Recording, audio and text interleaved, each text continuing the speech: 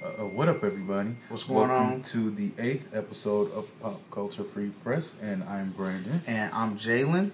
And thank you all for watching. Please continue to do so. Like, comment, share, subscribe, all those things that we say every video. But yet another week of very popular news. Yes, so tell other people about our videos, keep watching, and do all of that stuff. Don't be selfish, don't keep us to yourselves. So the first topic we have is the Republican debate was Thursday of last week. Mm-hmm. I watched it. Did you watch the whole thing? Yeah, and I watched the pre-thing too. It was actually pretty good. I mean, it was funny. Yeah, it was. I thought Megyn Kelly did a really good job of hosting it. She asked good questions, and I guess the highlight of the whole thing was, what you said. Many of the topics were talked about that you predicted. Yeah. The highlight of it was her asking Donald Trump about some of the comments he had made about women on Twitter and on TV and different things, and he kind of backtracked and said, well, all of those comments were about Rosie O'Donnell specifically, who he had a feud with in 2004 when she was on The View. And then he kind of got angry at her and called her dumb for asking the question. And he's been on Twitter all week saying all different kind of things about Megyn Kelly. He said one of the things he said about her question was, one of the biggest problems in our country right now is people being afraid to hurt people's feelings and not saying what they really want to say, like being politically correct and all that. And he's not politically correct. He says whatever he wants to say, and that just wasn't a good answer. Yeah, I feel like there's one thing in being blunt and saying what you mean and meaning what you say, but there's another thing when your comments are very racial or rude and directed at a certain group of people, and that doesn't make it necessarily right just because you want to say it, how you want to say it. I mean, there is freedom of speech, but don't expect people not to, outlash at, crazy comments that you make about them. Yeah. All in all, it was a good debate, though. But yeah, I thought it was hitting on a lot of the key points that needed to be talked about. Yeah, it was good. It was good. So, anything more on that? No, that's it about that. Okay, so I'll move on with the next one. So if you haven't been paying attention to the news lately, Bernie Sanders hosted a rally on Saturday in Seattle, Washington, and he was hosting a Democratic rally, trying to get some of his key points and things out there. But it was actually interrupted by two young ladies, a part of the Black Lives Matter radical movement, and they went up on stage and they totally bum rushed Bernie Sanders, saying that he needs to talk about Black Lives Matters more. Right before he took the stage, the city's chapter president, Marissa Janae Johnson, took the stage and started talking about how racist the city was in general and that he needed to address that. So you can watch the videos all on YouTube and everything. But I'll go ahead and let you comment first, and then I'll say what I have to say. So after watching the video, what is your perspective on it? They look ignorant. I feel like, you don't need to do all that to get your point across. When you do stuff like that, you just confirm what people already think about you. And you look like an angry gorilla attacking the podium. What was the point? What was your purpose? You defeated your purpose. And I totally agree with that. I feel like there is a right and a wrong way to express your opinion about Black Lives Matter. And bum rushing Bernie Sanders was the wrong way to go about this, ladies. Threatening to shut down his rally, to shut it down. They have the power to do that. And, that's what I'm saying. And the fact that the gentleman let them speak, he let them have the mic for about 10 minutes. And, all the crowd members were chanting, "Get off the stage. How dare you? How dare you call me racist," and everything. But the fact that he even let you speak, is a testament to who Bernie Sanders is as a person. Because I personally would have had those girls thrown out. Yeah. You know, I am totally for Black Lives Matters. I support it. You know, I support everything everybody is saying about the police nowadays. But that was the wrong way to go about that. Bum rushing Bernie Sanders at his event. And he even let you talk. So it should have been done after that. Yeah, I support the idea, but I don't support that radical group because they seem to do a lot of questionable things. Mm-hmm. And apparently they're getting funding from some rich people some type of people. And I just feel like they're getting out of hand because at the end of the day, yes, Black Lives Matter, and it seems that they're under attack right now. However, you can't make it seem as if they matter more than anybody else. Right. The point is they matter, not they matter more. And, you know, this is another thing that people are getting twisted about Black Lives Matter when we say, well, all lives matter. Yes, all lives do matter, but that's almost like saying, in a quick analogy, if a house is on fire here and another house is here, and that's like saying all houses matter and putting water on the house that's not on fire while this one is burning. That's kind of what you're saying. Like when you say, you know, all lives matter, but Black Lives Matter. You know, it's just a movement. You don't have to get behind it if you don't want to, but it's stupid to say all lives matter when this is directed at a specific group of people that's, you know, statistically and just video evidence getting tormented by the police. Mm-hmm. So, you know, just be clear about that. That's true. But yeah, that was the whole thing with that. Yeah. So the next topic is Marvin Gaye III is suing or wants to sue. He hasn't announced it yet, but he wants to sue the creators, including Lee Daniels, of Empire for stealing his idea. He wants to sue Lee Daniels? Yeah. Oh, I didn't. He says that Empire was his idea. It was originally called Diamonds and Ballads, and he shopped this idea around to numerous networks, apparently, and they all said no. And so he is saying that Empire was his idea first, and, you know, he's going to sue, blah, blah, blah. At this point, I feel like the Gaye family is very greedy. They just sued Robin Thicke and Pharrell for Blurred Lines and won $7.5 million. Like, are y'all running out of money or something? I feel like everybody, because Empire is doing so well, all these people are getting sue happy. Yeah. Terrence Howard's second wife is now suing him on the day before the last day she possibly can because they got married and divorced last year, and I guess 2 weeks ago was the final day she could sue him for anything. And the day before that, she sued for more money. It's like everybody wants a piece of it because it's doing so well. There's another lady that's suing Empire because she says that she's the real Cookie. I forget, it's a story that's developing now, but yeah, everybody trying to sue nowadays. Yeah, and no, it wasn't your idea. Empire was based on the story of King Lear. If you know anything about Greek mythology and Roman mythology, you know that because it replicas the story, except King Lear had daughters and not sons. Almost exactly. But it's the same thing. Yeah, and I don't know if Lee Daniels has made a statement about that, but I'm pretty sure it's going to come up if he hasn't. Yeah, he probably won't make a statement until the guy officially sues. Well, that's a sticky situation, but I guess we'll see what's going to happen with that. But okay, I got another topic for you guys. So recently in the news, I'm sure many of you have heard about Christian Taylor, the unarmed teen that was shot at the dealership in Arlington, Texas. So story about that, I'll give a quick synopsis. Christian Taylor drives into the dealership. I don't know if he's on some type of drugs, if he's high or anything, but he drives into the dealership. It's on video. He crashes through the dealership window at one point. He's standing on some cars. He's punching cars. I don't know what's going on with the boy, but clearly he's going through something. But he's totally in the wrong there. I felt that he should have been arrested, what have you.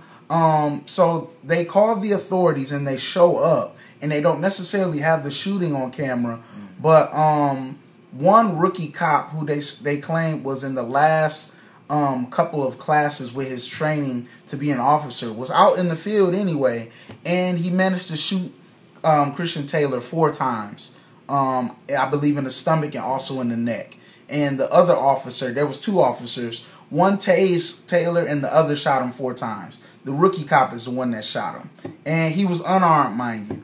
The police officer said that Taylor looked like he was going to overpower him. I believe Christian Taylor is 5'9", 180 pounds is what his father said. So he's not some big, huge man by any margin. Mm-hmm. But he was approaching the officers cursing. They told him to comply. He obviously didn't. But this cop shot the kid 4 times. So, what's your take on that?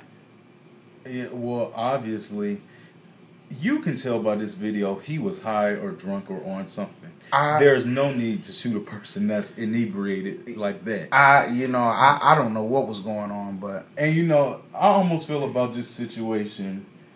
My mother used to say stuff to me like, if you don't put yourself in bad situations, bad things won't happen to you. Mm-hmm. Had it not been for the fact that he broke into this dealership when it closed, he'd be at home not shot. Yeah, very true. Now, that doesn't mean that the officer was right, or the rookie cop. That doesn't mean he was right. But for the fact that he chose to break into this dealership, he wouldn't be shot. Yeah, I feel like that's the case in many of the things that take place with some of these things that have the video evidence. But I want to go back to the cop. So, if he's approaching the police officer without a weapon, but he's cursing, it's two of the guys. And also, I forgot to say, the officer, the police chief actually fired the officer about an hour ago now. He said that his actions were very unprofessional, they were out of line, and he terminated the officer from the department. Mm-hmm. And the grand jury is going to decide if it's going to be, prosecuting him for that. But I feel like, police have tasers, they have clubs, they have pepper spray, they have all types of alternatives to shooting someone and taking a life. Mm-hmm. That's my only thing. He was totally in the wrong, but I don't understand why basically officers nowadays are so trigger happy. It's almost to the point of insanity. It's like, the gun is the first thing to resort to. Instead of, they've been trained to work with their hands. It's all types of alternatives to that situation. But, I just feel like, of course they were in the wrong. And this officer actually got fired. He didn't get on temporary paid leave, administrative leave, any of that stuff. He got fired, actually. So, I feel like that's a step in the right direction. Hopefully some of these other officers, I ain't going to say no names, but we've seen the videos. Hopefully the same thing happens to them as well. It's just... You don't put 4 or 5 bullets in a kid just because he's off on an angry tangent. I don't know if he's on drugs, but the officers probably could have assessed that situation better. Mm-hmm. So that's what I'll say about it. I'd say I guess more money needs to be put behind the way they're trained because I have a few police officers in my family, and they even say, well, they're trained in a way as such that if the person doesn't comply with you, shoot them. That's what they're trained to do. So I feel like the way that they're trained needs to be changed. And then we'll see some change, probably. I agree. But next topic. The next topic is we all heard about Donald Sterling last year. He is the former owner of the LA Clippers. And he had to give the team up after he was taped by his ex-girlfriend making racist remarks. Mm-hmm. Well, now he's suing TMZ, the ex-girlfriend, and his former wife. He's saying that the tape was altered to make him appear to be racist, that the wife just did this because she wanted to control over the team. He says he was a victim of a violation of privacy. Oh, wow. So yeah, and this led him being banned from the league, and it's all TMZ's fault apparently. Well, once again, but for the fact that you made these comments, you wouldn't be where you are. Yeah, I was about to say, nobody can doctor anything that comes out of your mouth. You said it. I feel like, it doesn't matter if it was an invasion of privacy. He can sue whoever he wants to. Be that as it may, you said what you said, and you meant what you said. And, that can't be changed or altered in any form or fashion. I feel like he probably still feels that way, and he's honestly salty that he had to give up the team. He could be right in some type of way, but ultimately you said what you said, and it was on tape. My thing is, he couldn't possibly be that racist because the mistress is black. Yeah, I didn't. That's not possible. I didn't get it. I didn't get it, really. I honestly didn't. But and I don't know. I guess last week in the video I said about Hulk Hogan that, if you say it in the privacy of your own house, that shouldn't be violated. So I don't know. I guess I would have to say the same thing. I feel like it could have been an invasion of privacy, but the fact that it leaked, well, And my thing is, he got $2 billion for the team. Why sue? Why? I wouldn't be nowhere near the media, TV. I think that nobody. I think now that it's a pride issue now. He doesn't want to still live in the light that he said these things, so he wants to try to recover, his image and everything now. But I feel like whatever. I'm a racist old white man, and I'm rich. So I would just go live my life. But I think he wants to recover his image now. Yeah. But okay, so I'll move on with the last topic of this session, episode 8. So I want to talk about Tyrone Harris. If you don't know who Tyrone Harris is, he was an 18-year-old teen, 18-year-old person who was fatally shot by police in Ferguson, I believe 2 days ago, on Monday, or 1 day ago, yesterday. So if you didn't know, it was the 1-year anniversary of Michael Brown's death, the teen that was fatally shot by police last year. And this was apparently a close friend of Michael Brown's. There was protests going on. It apparently turned violent. People were scattering and running around. And I believe there's video evidence of him firing a gun at police, and they shot back, and he's now in critical condition. However, the crowd of people that was there said that he did not have a gun, but the video shows what appears to be a gun. I really don't know, but you can take a look at it yourself. So what are your thoughts on the whole situation? Do you believe he had a gun, judging from the video? It looked like it. It looked like a gun to me, and it looked like he shot it. Yeah. And he started a gun battle with the police and lost. I feel like, you can support Black Lives Matter and everything and all of that, but what this guy did was clearly wrong, having a shootout with the police, if that's the case. If this was supposed to be a peaceful protest, why did he have a gun? Right, and at the protest, there was actually 23 people arrested. The police claimed that people were throwing frozen water bottles as well as rocks at the police. So therefore, it's not a peaceful protest anymore. No, it's unlawful now, and now the police can step in and take action. So you have to be smart about it. A gunfight with the police, probably a bad idea. I feel like this kid was unfortunately in the wrong. It's a shame that he had to get shot. But if you fire a gun at police, if that's what you did, then you warrant bullets back at you. Yeah. So that's how I felt about it. Yeah, that's it. That's just it about that situation. Yeah. You can't shoot at the police and expect nothing back. I agree with sometimes expressing your rights, but people, you can't go over the line with it, But yeah, I believe that concludes our episode. Yeah, that's it. Episode 8 episode of PCFP.